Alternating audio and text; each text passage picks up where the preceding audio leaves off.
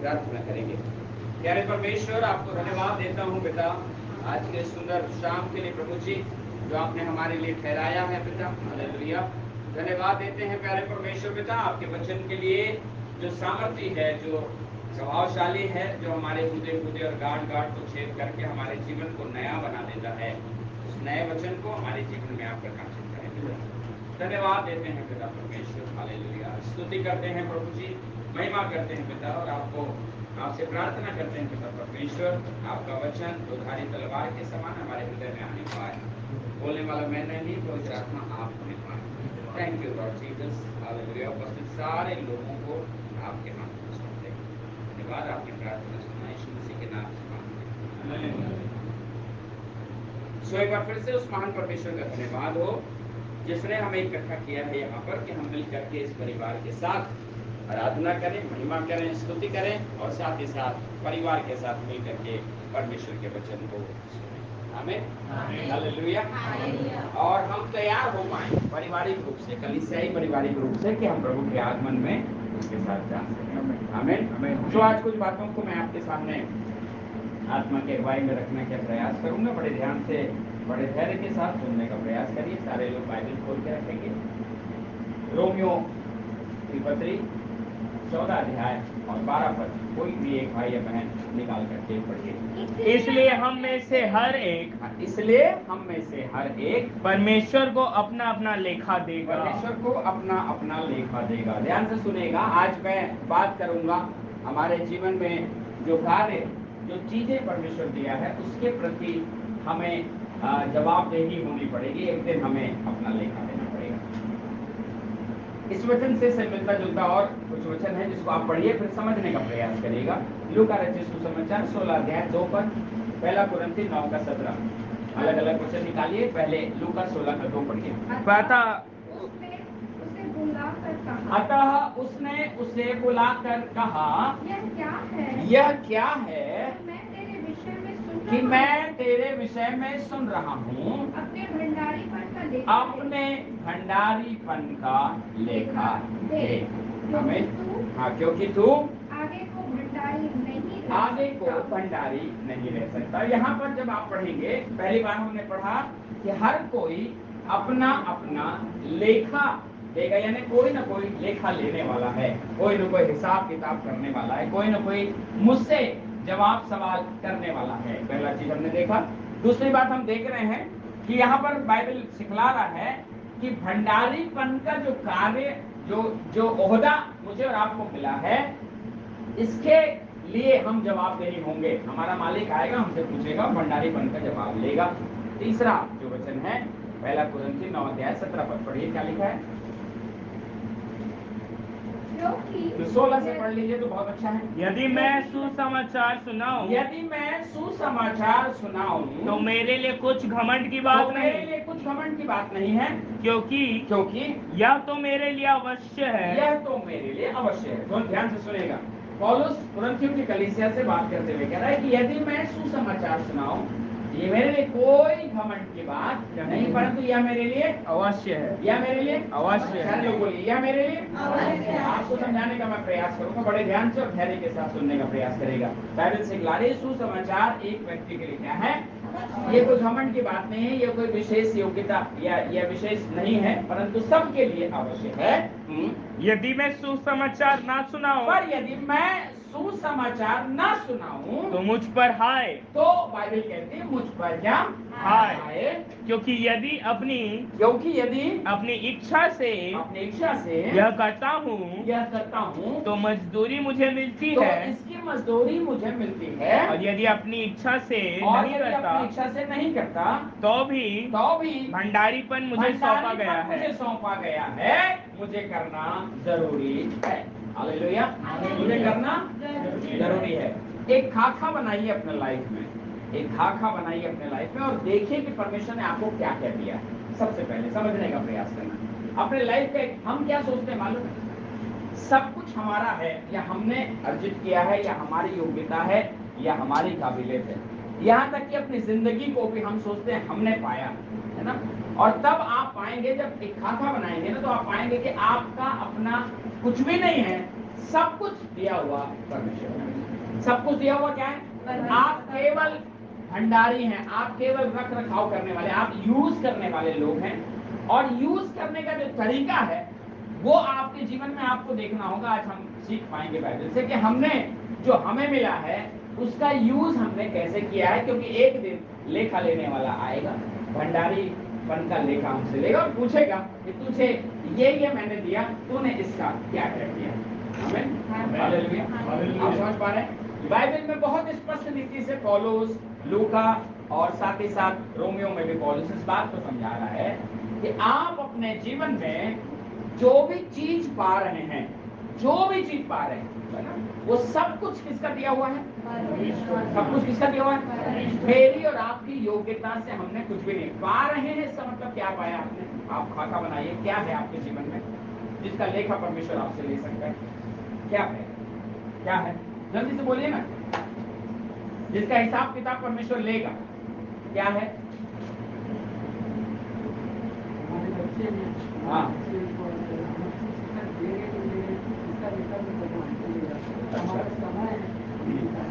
हाँ, हाँ, और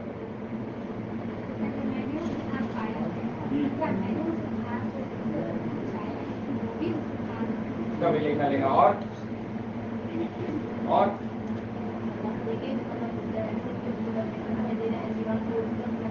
हमारे जीवन का लेखा परमेश्वर लेगा। यस, और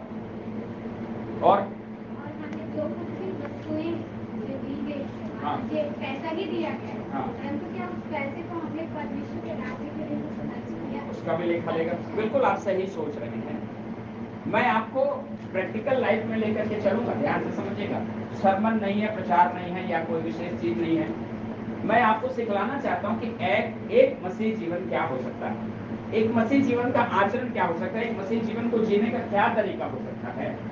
बिल्कुल बहुत अच्छा है कि आप जैसे मान लीजिए टेंट में रहने वाले व्यक्ति हैं, उस तरह से जीवन जब जीना शुरू करेंगे ना, आपको लगेगा मेरा कुछ भी नहीं है, ये सब कुछ परमेश्वर का है और ये सब कुछ परमेश्वर के लिए इस्तेमाल हो जाए तो उससे बेहतर कोई चीज हो नहीं सकती। और जब आप ऐसा सोचेंगे तो लेखा लेने के समय जब यीशु मसीह मुझसे लेखा लेगा, आप 100 में 100 मार्क पा करके उत्तीर्ण हो जाएंगे। आमीन, हालेलुया। पर दिक्कत कहाँ पर आती है मालूम है? दिक्कत यहाँ पर आती है जब मैं सोचने लगता हूँ ये सारी चीजें मेरी हैं और उसको मैं अपने व्यक्तिगत लाभ के लिए, अपने व्यक्तिगत यूज के लिए खर्च करने लगता हूँ, और तब मैं पाता हूँ एक दिन लेखा लेने के समय जब यीशु मसीह आ रहे हैं, मेरे पास कुछ भी बचता नहीं है लेखा देने का। हालेलुया। कुछ भी बचता नहीं है कि मैं उसको कुछ बता सकूं। आपको पता है ये जो सांस आप ले रहे हैं ना, जिंदगी जो आपकी है ना, मैं आपको समझाने का प्रयास करूंगा। ये जो जिंदगी आपकी है, ये जिंदगी जो मेरी है, ये मेरी और आपकी जिंदगी नहीं। एक टाइम पीरियड के लिए परमेश्वर ने आपको इस संसार में भेजा है। एक एक एक एक समय के लिए, एक ठहराए हुए समय के साथ आप इस दुनिया में हो। आपका समय आप नहीं जानते, मेरा समय मैं नहीं जानता, पर मेरा और आपका समय मेरा परमेश्वर जानता है कि मैं इस संसार में कितने साल तक रहूंगा, मैं इस संसार में कितने साल तक जीऊंगा, मैं इस संसार में कितने साल तक अपने समय को गुजारूंगा। पर समस्या यहाँ पर तब आती है जब मैं अपने समय को उस अनुसार, उसके अनुसार नहीं गुजारता जैसा मुझे गुजारना चाहिए, अपने जीवन को उसके अनुसार नहीं गुजारता जैसा मुझे गुजारना चाहिए, और एक दिन अंतिम समय में मैं बहुत पछताता हूँ, बहुत तकलीफ होती है। पूरी चीजों को जब मैं याद करता हूँ तो पाता हूँ कि मेरे भंडारीपन को मैंने व्यर्थ गंवा दिया, अपनी जिंदगी का कोई मकसद, परमेश्वर का मकसद अपनी जिंदगी से मैंने पूरा नहीं किया। आज आपको समझना है कि आपके जीवन का परमेश्वर लेखा लेगा। हालेलुया। क्या लेगा? परमेश्वर क्या लेगा? आपकी जिंदगी का। किसकी जिंदगी का? बोले मेरी जिंदगी का परमेश्वर क्या करेगा? लेखा लेगा। आपकी जिंदगी शुरू कहाँ से होती है? आपकी जिंदगी शुरू कहाँ से होती है? माता के गर्भ में आने से। वो बहुत अच्छी बात है। God bless you. जिस दिन मसीह जीवन में नया जीवन हमने पाया, हमारी जिंदगी उस दिन से स्टार्ट होती है। इससे पहले मेरे जीवन में परमेश्वर की प्लानिंग थी नहीं, मुझे नहीं मालूम, क्योंकि मैं संसार के रास्ते में चलता था। परंतु जैसे ही मैंने, प्रभु यीशु मसीह ने मेरे ऊपर दृष्टि किया, मुझे चुन लिया, मुझे एक जिंदगी दिया, एक बहुत खुशनुमा, एक बहुत शांतिपूर्ण, एक परमेश्वर की उपस्थिति में रहने वाला, एक बहुत आनंददायक जीवन परमेश्वर ने मुझे दिया। अब उस जिंदगी को मैंने बीते 26 सालों से किस तरह से गुजारा है और आगे किस तरह से गुजारूंगा, इन तमाम जिंदगियों के हर एक सेकंड, हर एक पल का मेरा परमेश्वर क्या लेगा? हिसाब। क्या लेगा? हिसाब लेगा। क्या लेगा? हिसाब लेगा। हिसाब लेगा। मेरा परमेश्वर मुझे हिसाब लेगा। हमें जीवन मिला है, उस जीवन को हमने क्या किया, कैसे बिताया। आप जब हिसाब किताब देने के समय, जब आखिरी समय में आओगे ना, है ना, तो बहाने नहीं चलेंगे। देखो, आपको बहुत अच्छे से याद होगा त्योहारों का किस्सा क्या है। एक व्यक्ति ने क्या किया? बहाने बनाए, है ना, कि प्रभु ऐसा हो सकता था, मैं जानता था तू क्रोधी है, मुझे डर लगा, मैंने क्या किया, ऐसा किया, वैसा किया, वो कर दिया। सारे बहाने उसने यीशु मसीह के सामने, मालिक के सामने रख दिए। परंतु मालिक को बहानों से मतलब नहीं था। मालिक को मतलब था कि जो चीज मैंने तुझे दिया है उसका उपयोग तूने किस तरह से किया। नेगेटिव रिजल्ट आया या पॉजिटिव रिजल्ट आया, रिजल्ट की चिंता तुझे नहीं करनी है। मैंने जो चीज तुझे दिया था उसका उपयोग तूने किस तरह से किया, वो मायने रखता है। और मेरे जिंदगी में मेरा जीवन परमेश्वर ने मुझे दिया, और इस जीवन को मैंने किस चीज में खपाया, किस चीज में गुजारा, किस चीज में यूज किया, ये मेरे लिए अत्यंत आवश्यक है। आमीन। हालेलुया। आप समझ पा रहे हैं मैं क्या कहना चाह रहा हूँ? जी। हम यहाँ पर बरसों जीने के लिए नहीं आए। हमारी जिंदगी लिमिटेड है। हमारी जिंदगी और इतनी लिमिटेड है, कल को मुझे पता नहीं कि कल क्या होगा। यानी मैं आज का दिन मैंने देख पा रहा हूँ, इसका मतलब है आज तक मुझे प्रिपेयर रहना है अपना हिसाब किताब देने के लिए। कब यीशु मसीह का आगमन हो जाए लेक्चर के रूप में तो, या फिर मैं चला जाऊं, मेरा जीवन समाप्त हो जाए तो। बीते समय आपने एक चर्च में एक नाटक देखा था? आपने देखा था? जी। बहुत से किरदारों को आपने देखा था क्या? क्या शिक्षा मिली आपको उन किरदारों को देखने से? क्या शिक्षा मिली आपको उनको किरदारों को देखने? देख करके भूल गए या स्मरण किया, सोचा विचारा, कुछ किया? हालांकि रात को एक ही दिन तैयारी किया, उतना इम्पैक्ट किया, पावरफुल वो नहीं हो पाया। बच्चे हंस रहे थे क्योंकि उनको उसकी फीलिंग नहीं आ पाई। कुछ दिन पहले से अगर हम प्रैक्टिस कराते तो शायद फील आता है ना, पर फिर भी बहुत बड़ा मैसेज था उसमें। क्या मैसेज था? क्या मैसेज था आपको समझ में आया? क्या समझ में आया? कि जिंदगी एक क्रिकेटर को भी मिली थी, जिंदगी एक ब्यूटिशियन को भी मिली थी, जिंदगी एक धनवान व्यक्ति या नेता को भी मिली थी, सबको जिंदगियां मिली थी। परंतु उन्होंने उन जिंदगी के हिस्सों को किस चीजों में बिताया? अपने व्यक्तिगत लाभ के लिए गुजारा, अपने नेम, फेम, शोहरत, पैसे, ये सारी चीजों के लिए उन्होंने गुजारा। और एक दिन जब आए, स्वर्ग के दरवाजे तक पहुंचे, जीवन की पुस्तक में जब रास्ता नाम देखा गया तो उनका नाम जीवन की पुस्तक में। परंतु दो किरदारों को आपने उनके बीच में देखा होगा।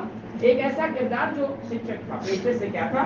शिक्षक था, परंतु उसने शिक्षकीय कार्य करते हुए बच्चों को प्रभु के बारे में बताया, प्रभु के महिमा को उनके जीवन में प्रकट किया, उद्धार का रास्ता दिखाया।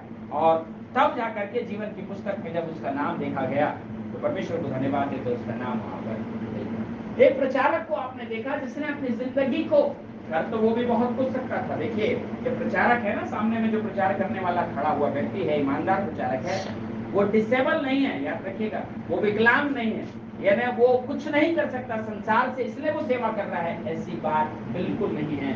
वो बहुत योग्य है, सब कर सकता है, परंतु सबको छोड़ करके उसने सेवा का चुनाव किया है। और इसलिए आपने देखा कि वो प्रचारक का नाम जीवन की पुस्तक में जब खोला गया तो उसका नाम उसको, बहुत बड़ा संदेश आपके लिए हो सकता है, मेरे लिए हो सकता है, अगर हम उसे एक्सेप्ट करें। और इसलिए बाइबल का वचन कह रहा है, इसलिए हम में से हर एक परमेश्वर को अपना अपना लेखा देगा। किसका किसका लेखा देगा?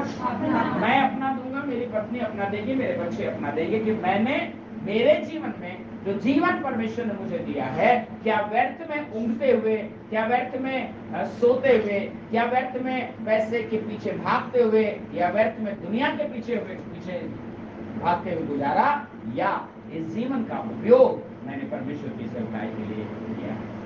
हालेलुया। अगर किया है तो मैं कहता हूँ रिजल्ट आने वाला है। आज 12वीं का रिजल्ट आया है ना, आज 12वीं का रिजल्ट आया। रिजल्ट में पास कौन हुआ है पता है? पास कौन हुआ? कौन पास होता है रिजल्ट में? जो अच्छे से लिख कर रहा है, जिसने मेहनत किया, जिसने लिखा है, जो वो पूरा याद करते हैं साल भर तक, और लास्ट रिजल्ट में सारी याद की हुई चीजों को वो क्या करते हैं, तब जाकर के एक अच्छा परिणाम उनके जीवन में। और ये परिणाम डिसाइड करता है, 12th का परिणाम डिसाइड करता है फ्यूचर कहाँ जाएगा, फ्यूचर कहाँ जाएगा, रास्ते कहाँ जाएंगे। कई लोग नेगेटिव माइंड में आकर के सुसाइड भी कर लेते हैं। बहुत से आज मैं देख रहा था फेसबुक में, बहुत से लोगों ने शानदार वक्तव्यों को डाला है ना, उन लोगों को थोड़ा सा मोटिवेट किया है जिनका रिजल्ट खराब है या जो फेल हो गए हैं, उनको मोटिवेशनल स्पीच बना करके डाला। अच्छी बात है ना, दुनिया को बचा सकते हैं, लोगों को नाश होने से बचा सकते हैं। परंतु सक्सेस उसको मिलता है, सफलता उसको मिलती है जिसने उस समय को उसके अनुसार गुजारा। मेरे और आपके मसीह जीवन में जो जीवन मुझे और आपको मिला है, क्या मैं मसीहत के लिए ईमानदार हूँ, क्या मैं यीशु के लिए ईमानदार हूँ, क्या मैं सारी चीजों से यीशु के लिए ईमानदार हूँ, तो मैं आपसे दावा करना चाहता हूँ आप भी अपने रिजल्ट में अव्वल नंबर से पास हो। हालेलुया। क्या हो पाएंगे? अव्वल नंबर से। एक बात पौलुस की मुझे याद आ रही है, आप जरा पढ़िए, जरा देखेंगे, बहुत सुंदर बातें कह रहा है वो। फिलिप्पी 1 उसका 19 से 24, धीरे धीरे आराम से पढ़िएगा। फिलिप्पी 1 19 से 24 पर क्या कहता है? क्योंकि हाँ, मैं जानता हूँ, क्योंकि मैं जानता हूँ कि तुम्हारी विनती के द्वारा, तुम्हारी विनती के द्वारा और यीशु मसीह की आत्मा के दान के द्वारा, और यीशु मसीह के आत्मा के दान के द्वारा इसका प्रतिफल मेरा उद्धार, इसका प्रतिफल मेरा उद्धार हुआ है। देखिए क्या कह रहा है, सबसे पहले कलीसिया, फिलिप्पियों की कलीसिया को अप्रिशिएट करते हुए कह रहा है कि तुम्हारी विनती और प्रार्थनाओं के द्वारा और यीशु मसीह की आत्मा के दान के द्वारा मेरा उद्धार हुआ है। क्या हुआ है? उद्धार के बाद एक नई पारी का शुरुआत हुआ है। उद्धार के बाद एक नया जीवन जीने का शुरुआत हुआ। अब उस नए जीवन को कैसे बखान कर रहा है, कैसे डिस्क्राइब कर रहा है, सुनिएगा। मैं तो यही हार्दिक लालसा और आशा रखता हूँ, हाँ, कि मैं किसी बात में लज्जित न हूँ। हाँ, वो कह रहे हैं पौलुस हमारे एक बहुत अच्छे प्रेरणा स्रोत व्यक्ति, वो कह रहे हैं कि मैं हार्दिक अभिलाषा रखता हूँ कि मैं किसी बात में लज्जित न हूँ। कौन सी बात में? अपने जीवन के किसी बात में, चाहे मेरे परिवार के विषय की बात हो, हालांकि परिवार उसका है नहीं, मैं आपको समझाने के लिए कह रहा हूँ, उसके परिवार के विषय में हम नहीं जानते, चाहे मेरे व्यक्तिगत विषय में हो, चाहे मेरे आत्मिक विषय में हो, चाहे मैं सामाजिक विषय में हो, किसी भी बात में मैं लज्जित होना नहीं चाहता, क्योंकि मैं प्रयास करता हूँ कि हर बात में मैं गुड बेटर तक सीमित न रहूं, मैं बेस्ट बनने पाऊँ। मैं क्या बनने पाऊँ? जो बेस्ट होता है वो किसी बात में लज्जित नहीं होगा, उसके लिए कोई किसी प्रकार की बातें नहीं बोलेगा, क्योंकि उसने अपने जीवन को बहुत सुंदर रीति से गुजारने के लिए अपने आप को तैयार कर लिया, लज्जित ना हो। और पर जैसे मेरे प्रबल साहस के कारण, हाँ, मसीह की बड़ाई मेरी देह के द्वारा सदा होती रही। मसीह की बड़ाई मेरी देह के द्वारा सदा होती रही। वो कह रहा है मसीह की बड़ाई कैसे हो रही है? मेरे देह के द्वारा। आप समझ पा रहे हैं? समझाइए, क्या समझ में आया आपको? आपको क्या समझ में आया? वो कह रहा है मसीह की बड़ाई मेरी देह के द्वारा सदा हो रही है, यानी इस देह को, जो कि मेरे लिए, आपके लिए एक उपयोग करने वाली चीज है, इस देह पर हम आश्रित रहते हैं, इस देह को हम पालते हैं, पोसते हैं, बढ़ाते हैं, सुंदर करते हैं, इसकी देह की सारी अभिलाषाओं को पूरा करते हैं। यहाँ पर वो कह रहा है इस देह के द्वारा मैं मसीह तेरी सेवा करने के लिए तैयार हूं। इस देह के द्वारा, ये देह चल करके तेरी सुसमाचार में जाता है, ये देह कोड़े खाने को तैयार हो जाता है, ये देह कपड़ा फाड़ दिया जाए तो भी तैयार है, ये देह को समुद्र में डाल दिया जाए तो भी तैयार है। इस देह के द्वारा, जो देह तूने मुझे दिया, कितने दिनों का देह मुझे नहीं मालूम, क्योंकि मैं स्पिरिट में, आत्मा में प्रचार नहीं कर सकूंगा। प्रचार करने के लिए आवश्यकता पड़ेगी वाइस की, प्रचार करने के लिए आवश्यकता पड़ेगी पांव की, प्रचार करने के लिए आवश्यकता पड़ेगी देह। और इस देह को परमेश्वर, मैंने कभी भी रुकावट नहीं समझा, जैसे कि बहुत से लोगों का देह है आज रुकावट बन चुका है। हालेलुया। बहुत से लोगों का देह क्या बन चुका है? रुकावट बन जाएगी। इस देह से हम इतना बंध जाते हैं, इस देह ने हमें इतना बांध रखा है कि चाहते हुए भी हम इस देह पर विजय नहीं पा पाते हैं। पौलुस कहता है इस देह के द्वारा। वैसे ही अब भी हो, हाँ, चाहे मैं जीवित रहूं या चाहे मैं जीवित रहूं, चाहे मर जाऊं, क्योंकि मेरे लिए जीवित रहना मसीह। कितना सुंदर कह रहा है, मेरे लिए जीवित रहना मसीह है। मेरे लिए जीवित रहना मसीह है। इससे देह के द्वारा जीवित रहना मसीह है। इस देह के द्वारा जीवित रहना, इस देह को जिंदा अगर मैंने रखा है। देखिए दो प्रकार के लोग होते हैं, एक खाने के लिए जीते हैं और एक जीने के लिए खाते हैं। जीने के लिए खाते हैं। सुनिए ध्यान से, एक खाने के लिए यानी उनका दिमाग दिन भर खाने का एक व्यक्ति, लेकिन एक व्यक्ति वो होता है जो केवल जीने के लिए खाता है, जितना शरीर की आवश्यकता है उतना ही खाएगा, और इसलिए खाएगा क्योंकि शरीर को चलाना है। शरीर को किसके लिए चलाना है? मसीह की महिमा के लिए चलाना है। इसलिए वो कह रहा है, आगे फिर से पढ़ना है, क्योंकि मेरे लिए जीवित रहना मसीह है और मर जाना भी। हाँ, मरने के बाद का डर भी नहीं है, क्योंकि मैंने अपने भंडारीपन को बहुत ईमानदारी के साथ में जिया है। हालेलुया। जैसे ही ये शरीर ने जाना, इस दिमाग में जाना कि परमेश्वर का पुत्र यीशु मसीह ही है, दमिश्क के रास्ते में बदलाव आ गया। उसके बाद इस शरीर को उन रीति रिवाजों में, उन प्रक्रियाओं में मैं कभी लेकर के नहीं गया। ये शरीर अब यूज हो रहा है केवल उस मसीह की महिमा के। हालेलुया। और इसलिए कह रहा है मसीह जीवित रहना भी लाभ है और मर जाना भी, मतलब दोनों तरफ से लाभ है। आप कब ऐसा सोचते हैं कि दोनों तरफ से लाभ है? मरने के बाद का डर बहुत से लोगों को है, क्योंकि उन्होंने भंडारीपन को यूज नहीं किया, भंडारीपन में वो फेल हो गए। इसलिए मरने के बाद वाला डर भयानक होता है। लोग डरे हुए रहते हैं, नरक ना चले जाएं, दंड न मिल जाए। परंतु यहाँ पर पौलुस का किरदार बड़ा शानदार है। उसका जीवन जब से परमेश्वर ने बदला, उस बदले हुए जीवन के साथ उसने परमेश्वर की महिमा करना शुरू कर दिया, ईश्वर की महिमा करना शुरू कर दिया, शरीर के साथ भी और शरीर के बाद। आमीन। दोनों तरीके से वो आश्वस्त है। आगे बढ़िए। पर यदि शरीर में जीवित रहना ही मेरे काम के लिए लाभदायक है, तो मैं नहीं जानता कि किसको चुनूं। देखिए, कह रहा है कि शरीर में जीवित रहना अगर मेरे लाभदायक है, मैं चुन नहीं पा रहा हूँ कि मैं किसको चुनूं, क्योंकि मैं दोनों के बीच अधर में लटका हूँ। दोनों के बीच अधर लटका हूँ। जी तो चाहता है कि कुछ करके मसीह के चला जाऊं, है ना? जी चाहता है कि उस जगह चला जाऊं, परंतु अभी काम बाकी है। परंतु अभी क्या है? काम बाकी है। और इसलिए उस विश्राम, परम विश्राम में या उस अनंत विश्राम में अभी मैं जाना नहीं चाहता, क्योंकि मैं अभी तुम्हारे लिए जिंदा हूँ कि तुम्हें और कुछ सिखा जाऊं, तुम्हें और बढ़ा जाऊं, तुम्हें और मसीह में मजबूत कर जाऊं। ये जीवन का उद्देश्य था। किसका? क्या मेरे और आपके जीवन का ये उद्देश्य है?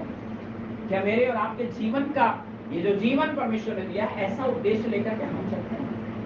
सोचने का विषय है, क्योंकि परमेश्वर का वचन कहता है लेखा परमेश्वर, लेखा परमेश्वर लेखा। हमने पढ़ा पहला कुरिन्थी 7 का 19 पढ़ा ना, 17 पढ़ा। कौन सा पढ़ा?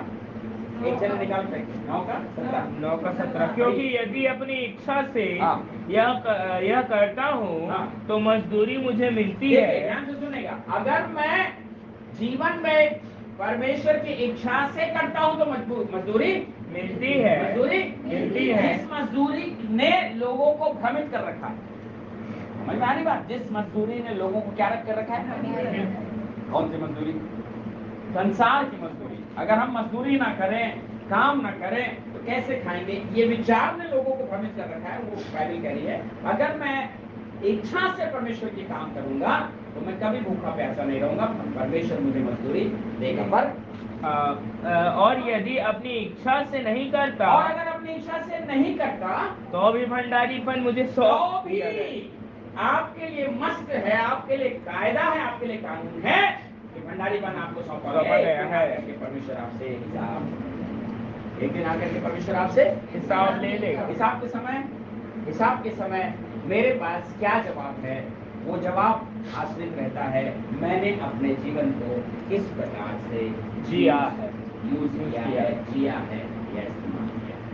हमें हालेलुया। आपको समझ में आ रहा है क्या समझाने चाह रहे हैं? हर एक अपना अपना देगा, परमेश्वर के सामने लेखा देगा। मेरे जिंदगी के जीवन के उन तमाम सेकंड और मिनट और घंटे और सप्ताह और दिन और वर्षों का हिसाब मुझे परमेश्वर को देना पड़ेगा कि मैंने अपने जीवन को कहां कहां गुजारा, कैसे कैसे जिया। सावधान हो जाइए, यीशु मसीह लेखा लेने के लिए हालेलुया, यीशु मसीह लेखा लेने के लिए आने वाले हैं। एक और विशेष बात जिसकी चर्चा किसी ने नहीं किया, पर मैं करूंगा क्योंकि मैं परमेश्वर का दास हूं। जो मुझे मिलता है उसमें मैं बताता हूँ। हमें धन मिला है। हमें क्या मिला है? कितना धन मिला है? किसी को 2 रुपए मिला है, किसी को 2 लाख मिला है, किसी को 2 करोड़ मिला है, किसी को 2 पैसा मिला, पर मिला हमने क्या यूज किया? हमने क्या यूज किया? क्या सिर्फ मेरे लिए? क्या सिर्फ मेरी बढ़ोतरी के लिए? क्या सिर्फ मेरे इच्छा पूर्ति के लिए वो धन है परमेश्वर ने दिया? नो। आप सोच करके देखना, कभी नहीं। मैंने कई बार आपसे शेयर किया है, जो मिनिस्ट्री चल रही है ना पूरे इंडिया में, पूरे भारत देश में जो मिनिस्ट्री चल रही है ना, इसके पीछे केवल साउथ का हाथ है। साउथ मतलब समझते हैं? केरल, तमिलनाडु, विशेषकर ये दो राज्य जो है ना, ये पूरे मिनिस्ट्री के स्रोत हैं। कारण क्या मालूम है? कारण ये है कि वहां के लोग ईमानदार हैं। किस बात में ईमानदार? अपने धन को परमेश्वर के लिए देने के लिए ईमानदार है। पर दुर्भाग्य की बात, और इसलिए परमेश्वर ने केरल और तमिलनाडु को बहुत आशीष दिया। आपको पता होना चाहिए कि केरल में हर एक घर में आप बड़ी बड़ी कारें, एक से एक शानदार घरें, विदेश में नौकरियां, सब कुछ पाओगे, क्योंकि उन्होंने परमेश्वर को देना सीखा है। परमेश्वर को देना, परमेश्वर के राज्य की बढ़ोतरी के लिए क्या प्लानिंग है करना सीखा। हमारे पास क्या है? फूटी कौड़ी जो है ना, उसमें से भी हम शायद अपने लिए रख लेते हैं, क्योंकि हमको पता होता है कि हमारी ही जरूरतें इतनी हैं कि हम परमेश्वर को कैसे दें। मैं आपको बताना चाहता हूँ, वहां तो रिटायरमेंट के बाद जो प्रोविडेंट फंड मिलता है ना, क्या मिलता है? हम तो दशमांश भी ईमानदारी से नहीं देते। बड़े दुख की बात यह है, हम तो दशमांश भी ईमानदारी से नहीं देते। वहां पर तो जो प्रोविडेंट फंड मिलता है ना, 25 लाख, 50 लाख, 1 करोड़ का प्रोविडेंट फंड, वो पूरा हिसाब करके दशमांश निकालते हैं। आमीन। हमारे लिए हमारा धन हमारा है, परंतु याद रखिए परमेश्वर के साथ आपने क्या यूज किया अपने धन का? आपने कितने लोगों को सहायता कर दिया उस धन से? कितने लोगों को पढ़ा दिया उस धन से? कितने चर्चों को बनवा दिया उस धन से? कितने पास्टरों को नियुक्त कर दिया उस धन से? कितनी सेवकाई के लिए यूज कर दिया उस धन से? एक दिन आपके धन का हिसाब भी परमेश्वर आपसे लेगा, क्योंकि ये धन मैंने अपनी योग्यता से नहीं कमाया है, ये धन मुझे मेरे परमेश्वर ने दिया। हालेलुया। कौन दिया है? जब मैं मुलमुला का चर्च बनवाना आता ना, मुझे याद आता है एक दरोगा जी थे जो आए थे उद्घाटन करने के लिए। उनको बुलाया गया था विशेषकर तमिलनाडु से। तो उन्हें इसलिए बुलाया गया था कि उन्होंने पूरे चर्च को बनाने का पैसा दिया। कितना? पूरे पूरे पूरे चर्च को बनाने का पैसा दिया था। पता है, वो रिटायर हो गए थे और उनको लगभग 50-60 लाख रुपए कुछ मिला था उनको। पूरा का पूरा 10%, 6 या 7 या 8 लाख रुपए उसमें से निकाला गया। बहुत बड़ा बिल है। 6-7 रुपए, 6-7 हजार निकालना हमारे लिए कठिन जाता है। 600-700 रुपए निकालना हमारे लिए कठिन जाता है। आपको सीखना है आप किसके लिए कमा रहे हो, आप किसके लिए जोड़ रहे हो। हमारे जीवन की आशा कल की है। कोई दावा कर सकता है यहाँ पर बैठा हुआ व्यक्ति कि कल मैं जी सकता हूँ? कोई नहीं दावा कर सकता। कल जब आप चले जाओगे हिसाब देने परमेश्वर के सामने, परमेश्वर बोलेंगे बेटा जिंदगी भर तूने अपने लिए किया है, कभी मेरे लिए सोचा? 2 रुपए तेरे पास आए, 4 की प्लानिंग तेरे पास थी। 10 रुपए तेरे पास आए, 20 की प्लानिंग तेरे पास थी। किसी चीज में तूने सहयोग नहीं किया। लेखा देने के समय शायद हम क्या हो जाएंगे मालूम है? क्या हो जाएंगे? फेल हो जाएंगे। इसलिए याद रखेगा, जो धन परमेश्वर ने दिया उसका लेखा परमेश्वर आपसे। आप अगर अच्छे ओहदे में हैं, अगर पहुंच गए हैं, तो इसके पीछे केवल परमेश्वर है। आपकी योग्यता नहीं है, आपकी काबिलियत नहीं है, आपका दिमाग नहीं है, आपका प्रमोशन नहीं है, या XYZ जो भी चीज आप सोचते हो ना, वो कुछ भी नहीं है। इसके पीछे केवल कौन है मालूम है? परमेश्वर। और इसका लेखा क्या करना पड़ेगा? आपको पता है उन दिनों में आपने पढ़ा, बहुत सी स्त्रियां थी जो क्या करती थी? धन से क्या करती थी? धन की आवश्यकता सेवा के लिए है या नहीं? कोई भी प्लानिंग आप करोगे, आप सोचोगे कि हमारी प्रार्थना काफी, पर एक पास्टर की नजर में आप खड़े हो जाओगे तो उसको लगेगा कि प्रार्थना के साथ धन की भी जरूरत है, क्योंकि धन का आवश्यकता है ना। नाव में सफर करना है तो धन चाहिए, तो खाना खाना है तो धन चाहिए, है ना। हर जगह आप एलिया के समान प्रार्थना नहीं कर सकते। फिर परमेश्वर बोलेगा भैया तुझे दिया गया, तू क्या करेगा? आपका जिम्मेदारी आपको पूरा करना होगा। और आप क्या उसमें अपने आप को कैसा देखते हैं, ये आपको परमेश्वर आपसे लेखा लेगा। सवाल ये नहीं कि मैं 10 लाख रुपए कमाता हूँ, ये सवाल ये नहीं कि मैं 1 रुपए कमाता हूँ। सवाल ये है कि मैं उस बुढ़िया की तरह परमेश्वर के लिए कितना ईमानदार। सवाल तो ये है मेरे पीछे। और इसका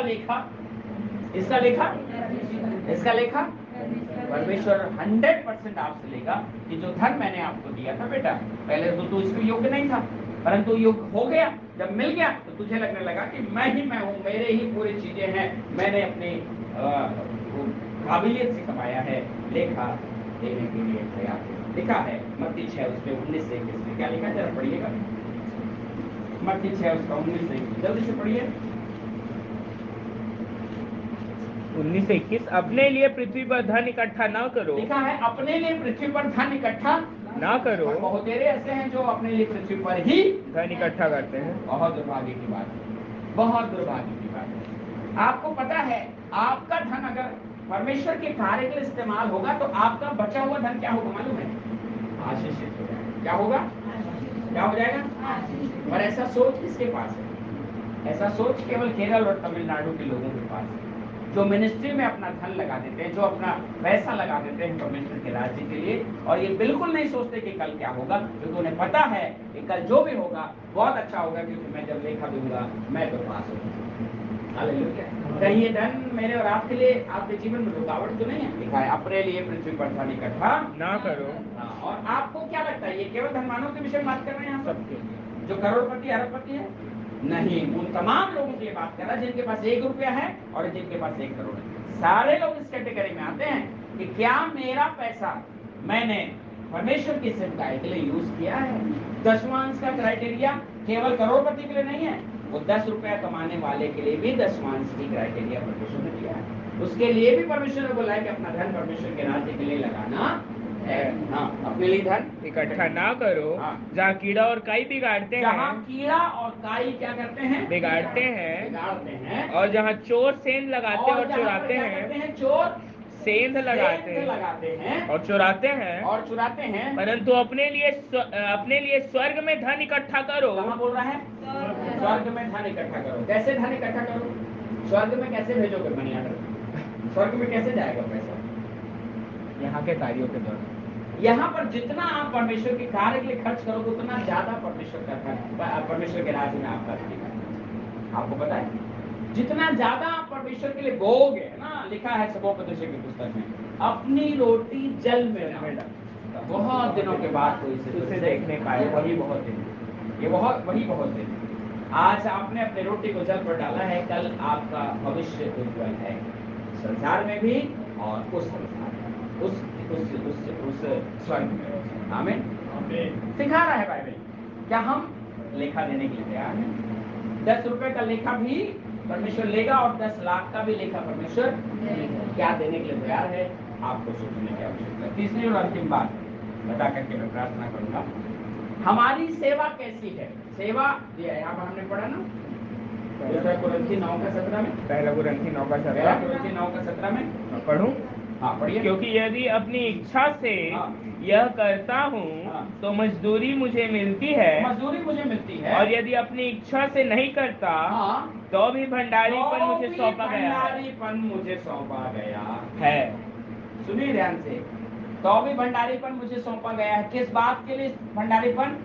जो सेवा यीशु मसीह ने स्टार्ट किया था, जिस मिनिस्ट्री को यीशु मसीह ने स्टार्ट किया था, उस मिनिस्ट्री को अब उसने मेरे कंधे पर रखा है। किसके कंधे पर रखा है? ऐसा लगा मुझे कि आप बोलोगे कि आपके कंधे पर। ये अच्छी बात है कि आपने बोल दिया कि मेरे कंधे पर। तो आपकी क्या जिम्मेदारी है? क्या जिम्मेदारी है? क्या जिम्मेदारी है? बोलिए ना, क्या जिम्मेदारी है? अरे कैसे पहुंचाओगे? कैसे पहुंचाओगे? समझना, सेवा दुनिया में बहुत हो रहा है ना। सेवा की कमी नहीं है। मंजरी बजाने वाले लोग बहुत मिलेंगे, बहुत से लोग ऐसे मिल जाएंगे जो पास्टर खुद बोलेगा नहीं जाती, शादी करोगे तो मैं तुम्हारे यहाँ आऊंगा, नहीं तो नहीं आऊंगा। ऐसे लोग भी मिल जाएंगे, वो भी तो सेवा कर रहे हैं। फिर आपकी सेवा और उनकी सेवा में क्या अंतर होगा? सारे रीति रिवाजों में संसार के लोग शामिल होते हैं, इवन पास्टर्स, सेवक लोग। फिर आपके लिए क्या चुनौती है? क्या ये सेवा दिया है यीशु मसीह ने मेरे लिए? नो। आपको पढ़ना होगा 1 कुरिन्थी 3:12 पढ़िए जरा क्या लिखा हुआ है, ध्यान से समझने का प्रयास करेगा। अंतिम बात में समझाऊंगा। यदि कोई इस नींव पर सोना या चांदी या बहुमूल्य पत्थर या काठ या घास या फूस का रद्दा रखे। रद्दा रखने की बात कर रहा है। सुन लीजिएगा ध्यान से। एक नींव यीशु मसीह ने छोड़ दिया, एक नींव को यीशु मसीह ने, उस पर रद्दा रखने की जिम्मेदारी किसको दे दिया?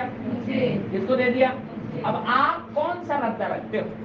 देखिए, आप जब घर बनाओगे तो घर का नींव है ना, 1, 2 लेयर आपने पत्थर लगा दिया, ओके, 1-2 लेयर आपने क्या लगा दिया, पत्थर लगा दिया। उसके बाद क्या आप भूसा डालते हो उसमें, पैरा से पैक करते हो, पैरा का दीवार खड़ा करते हो, ऐसा करते हो क्या? क्या चाहते हो आप चाहते हो ना कि वो घर गिरे ना, वो घर गिरे ना, तो उसकी जिम्मेदारी क्या होती है, एक अच्छा पत्थर उसमें लगाया जाए, सॉलिड स्टोन वहां पर लगाया जाए, तब जाकर के क्या होगा।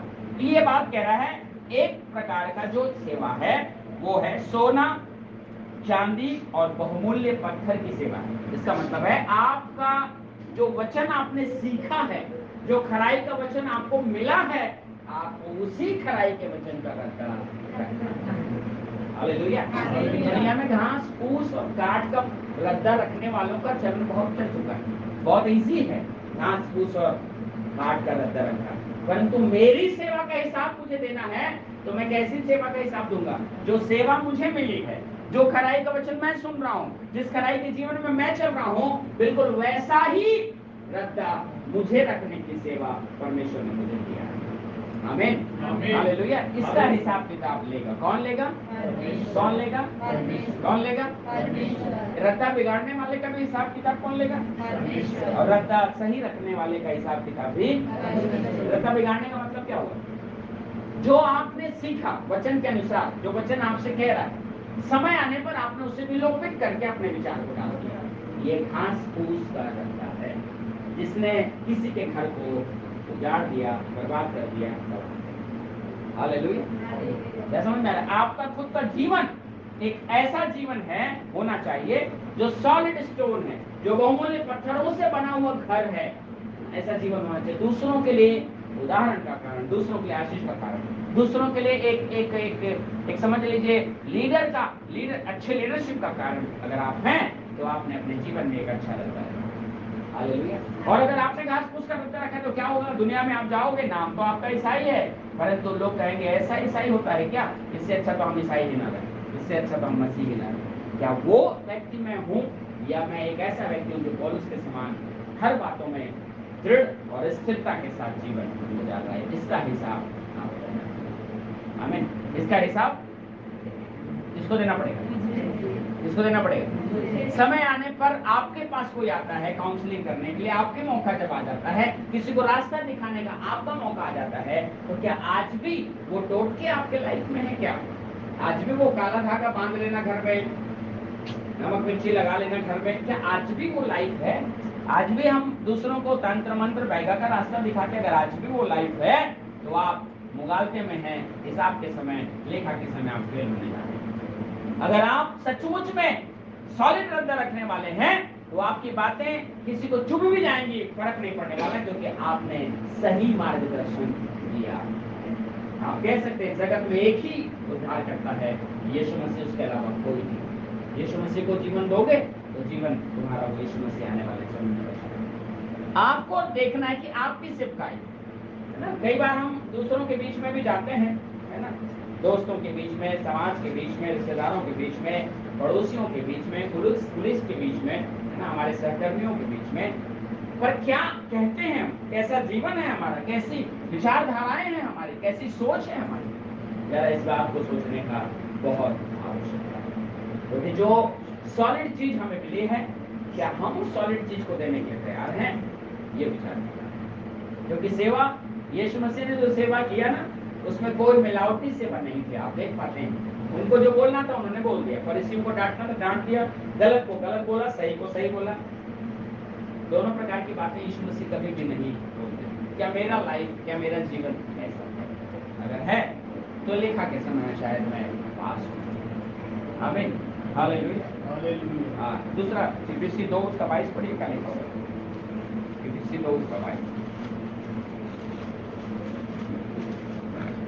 तो जिसमें तुम भी आत्मा के द्वारा परमेश्वर का निवास स्थान होने के लिए एक स्थान बनाए जाते हो। देखिए, आपका ये बहुमूल्य रद्दा है, पूरा अच्छे से। हाँ, एक साथ बनाए जाते हो, जिसमें तुम भी आत्मा के द्वारा परमेश्वर का निवास स्थान होने के लिए एक साथ बनाए जाते हो। आत्मा के द्वारा परमेश्वर का स्थान होने के लिए एक साथ बनाए जाते हो। ऐसी सेवकाई परमेश्वर हमारे जीवन से चाहते हैं। ऐसा कार्य परमेश्वर हमारे जीवन से चाहते हैं जिसमें आत्मा की सामर्थ्य प्रकट होने पाए। आमीन, हालेलुया। जिसमें क्या होने पाए?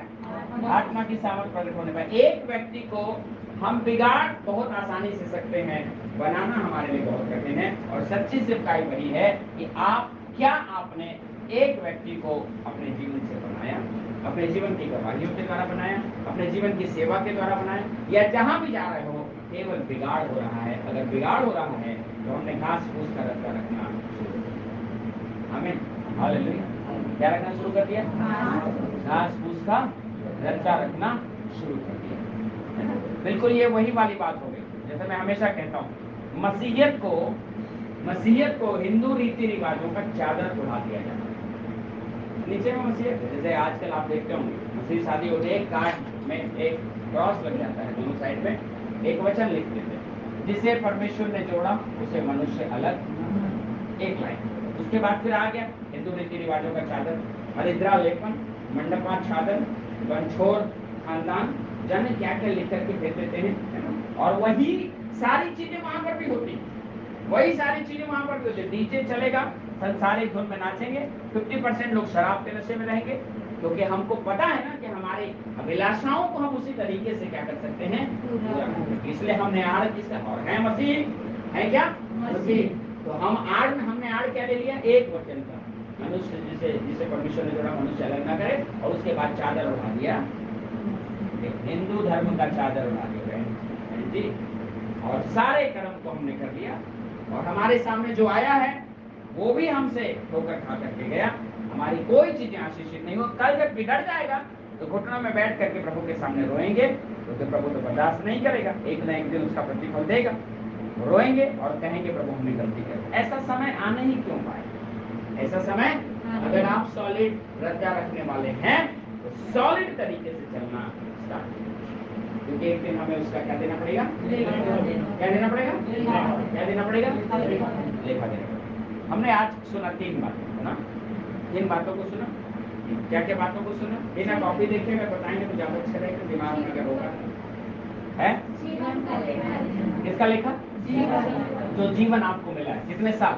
60 साल, 70 साल, 80 साल, 90 साल, बल्कि के कारण 100 साल। तो 100 साल में हमने क्या किया? कितने लोगों को बचाया? क्या लिस्ट है आपके पास? कितने लोगों को सुसमाचार सुनाया? क्या आपकी आत्मा आनंदित है? कितने लोगों के लिए आप आदर्श का कारण बने? क्या आप सोचते हैं? कितने लोगों के लिए आप एक उत्साहित करने वाले व्यक्ति बन गए? क्या आप सोचते हैं? जीवन आपको दिया है लेखा परमेश्वर ने। दूसरी बात, धन जो दिया है, धन की बारी आती है तो थोड़ा सा पसीना थोड़ा सा निकलने लगता है, लेकिन समझने का प्रयास करिए। मैं तो वही बोलूंगा जो बाइबल कह रही है। धन आपको परमेश्वर ने दिया है, आपकी योग्यता से आपने धन, क्या उस धन का उपयोग आप कर रहे हैं? क्या उस धन का उपयोग परमेश्वर की सेवकाई के लिए कर रहे हैं? अगर कर रहे हैं तो बहुत अच्छी बात है। 50% नहीं, मैं 100% की बात करता हूँ। पूरा का पूरा परमेश्वर की। आप कई लोग आपसे पूछेंगे, मुझे ऐसा लगता है पूछ सकते हैं कि नया नियम में दशवांश कहाँ निकालो, बताओ। ऐसा किसी ने पूछा नहीं क्या आपसे? पूछते हैं? इसलिए नहीं देना चाहिए।